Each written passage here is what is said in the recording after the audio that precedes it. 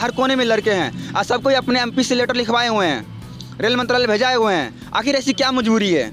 हम क्या मान लें? हम तो यही मानेंगे ना, आप एक नोटिफिकेशन जिसमें एएलपी भी है, टेक्नीशियन भी है, आपने सेम सारा चरण, सारा एग्ज़ाम, सारा कुछ सेम हुआ, लेकिन आप एएलपी का 100% कर दे रहे हैं, टेक्नीशियन का आधा ही करते, वो भी क्या बहुत ज़्यादा प्रेशर। एग्जाम पास किए कर मेडिकल उठकर सारा देखा, आज तक मेडिकल रेलवे में जिसका हो जाता है, आज ऐसा इतिहास नहीं रहा है कि उसका जॉब नहीं हुआ है।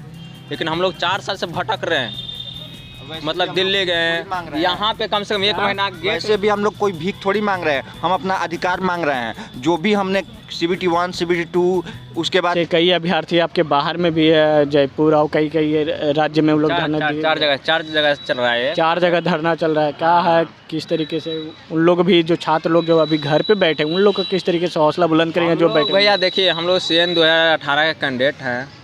ALP और टेक्नीशियन दोनों एक ही कैटेगरी के हैं। एक टेक्नीशियन का 100% वेटिंग क्लियर हो गया, हम लोग को आधा मतलब 50% हुआ है, 50% अभी बाकी है। हम लोग को लग रहा है कि ऐसा दुर्व्यवहार क्यों कर रहे हैं, आखिर क्या हम लोग में कमी है? ताकि हम लोग तो एक ही मतलब कैटेगरी का, एक ही मतलब CN 2018 के दोनों कैंडिडेट थे, एक का 100% क्लियर, एक का 50% क्लियर। ये कहाँ का नियम है? हम पूछना चाहते हैं मोदी जी से, ये कहाँ का नियम है? झूठ मूठ का वादा करते हैं कि इतना वैकेंसी दे रहे हैं, इतना हम लोग रोजगार मेला लगा करके इतना को हम लोग अथी कर रहे हैं, और हम लोग का देखिए 4 साल से हम लोग मतलब बिहार से आते हैं। बिहार में भी जब इलेक्शन था 2020 में, विधानसभा का चुनाव था, तो 20 लाख का वादा किया गया था कि नौकरी दी जाएगी, रोजगार का। मोदी जी 90% झूठा वादा रहता है भैया, बोलते हैं कुछ, कहते हैं कुछ और करते हैं कुछ, ठीक ना। अब देखिए सामने में, देखिए हम लोग क्या कर रहे हैं। 4 साल से सारा एग्ज़ाम पास किए कर मेडिकल उठकर सारा देखा, आज तक मेडिकल रेलवे में जिसका हो जाता है, आज ऐसा इतिहास नहीं रहा है कि उसका जॉब नहीं हुआ है। लेकिन हम लोग 4 साल से भटक रहे हैं, मतलब दिल्ली गए, यहाँ पे कम से कम 1 महीना। वैसे भी हम लोग कोई भीख थोड़ी मांग रहे हैं, हम अपना अधिकार मांग रहे हैं। जो भी हमने CBT 1 CBT 2 उसके बाद मेडिकल वेरिफिकेशन और जो भी डॉक्यूमेंट का वेरिफिकेशन है, सारे करके बैठे हुए हैं। हम लोग ऐसी भीख थोड़ी मांग रहे हैं, हम अपना अधिकार मांग रहे हैं जो सरकार दे नहीं रही है। आखिर वो हमसे क्या कराना चाहती है, और जो हमारे जगह जो नए लड़के हैं उनसे क्या कराएगी? तो हम लोग यही उम्मीद लेके बैठे हैं कि कब तक सरकार ऐसे सोई रहेगी। जब तक सरकार ऐसे सोई रहेगी, हम लोग को रोड पे रखेगी। बिहार के सारे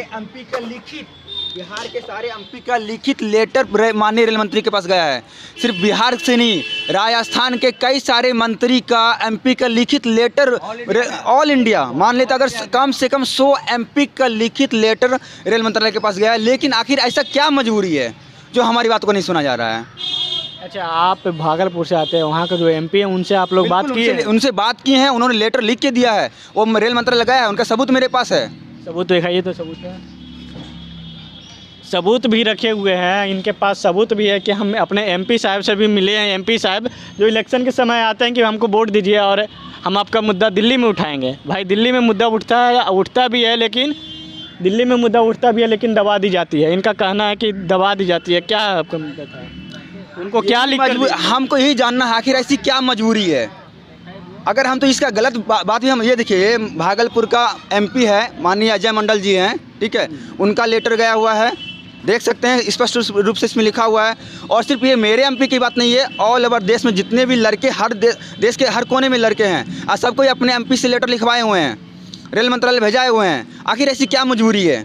हम क्या मान लें? हम तो यही मानेंगे ना, आप एक नोटिफिकेशन जिसमें ALP भी है, टेक्नीशियन भी है, आपने सेम सारा चरण, सारा एग्ज़ाम, सारा कुछ सेम हुआ, लेकिन आप ALP का 100% कर दे रहे हैं, टेक्नीशियन का आधा ही करते, वो भी क्या बहुत ज़्यादा प्रेशर के बाद आधा करते हैं। इसका मकसद साहब है ना, आपने प्राइवेट में लड़कों को रखा हुआ है, आप उसका भविष्य खराब कर रहे हो। 2 साल 3 साल के लिए प्राइवेट लड़कों को रखते हो, फिर उसको भगा के फिर ये लड़के मजबूरी में आ जाते हैं। हम लोग का जो भी वेतन वो आप 12,000 10 दिन में काम करवा रहे हो।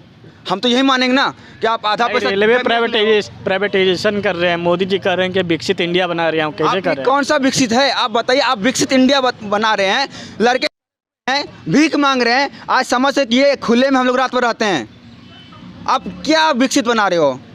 विकसित का मतलब क्या होता है? देश विकसित हो, यहाँ के लोग क्या करेंगे? कैसे विकसित तो हमको परिभाषा समझ नहीं आ रही है। आप बड़े बड़े फ्लाइट में घूमोगे, आप देश विदेश घूमोगे, आप उनको विकसित बताओगे। अब और हम लोग क्या करेंगे? हम लोग कीड़े मकोड़े हैं, हम लोग हक की लड़ाई लड़ रहे हैं ना। अगर हम हक की लड़ाई नहीं लड़ते हैं, आप हमें बैठने नहीं देते यहाँ पे हज़ारों की तादाद में जो अभ्यर्थी यहाँ पे डटे रहते हैं, लेकिन आज जो संख्या कम दिख रही है। बता दें कि हताश लोग हो जाते हैं कि सरकार हमारी बातों को नहीं सुनती है, इस वजह से लोग अपने घर की ओर जाते हैं। कई अभ्यर्थी भी ऐसे में लेकर और भी यहाँ पे बैठे हुए हैं, यहाँ पे कितने 3 दिन से बैठे हुए हैं। क्या आपका मांग है? और ये मांग तो आपको सुनी नहीं जा रही है। कुछ लोग कह रहे हैं कि MP को भी हम आवेदन दिए हैं, MP भी दिल्ली तक सुना है, दिल्ली तक गया आवेदन, लेकिन कोई दबा दी गई आवेदन।